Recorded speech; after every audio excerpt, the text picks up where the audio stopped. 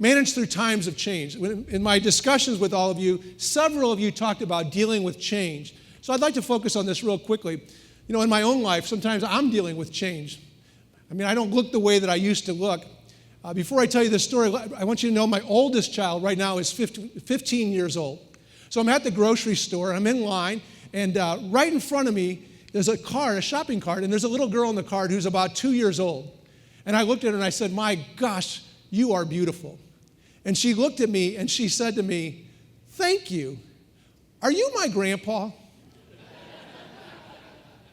And her mother, so that was the first shot, her mother intervenes and says, no, Susie, he's not your grandpa.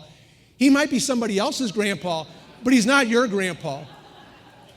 And then I went home and I told my wife that story, and she said, "Well, I don't see what's so funny about that. You really could be her grandpa." The third shot.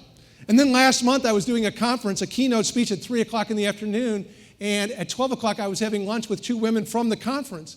And the woman on my right was talking about college, and I said, "Oh, I graduated from college 30 years ago next month." And she said, "Well, what year would that have made you in high school?" I said, "I was in the graduating class in high school of 1981. And the woman to my left says, "Oh, that's so neat. My dad was in the graduating class of 1983. And so we're all dealing with changes in different ways, different forms. So whether it's a change in a software program at a hotel or a resort, or it's a change in an engineering process or procedure, or a change in finance, here are some quick thoughts on dealing with change.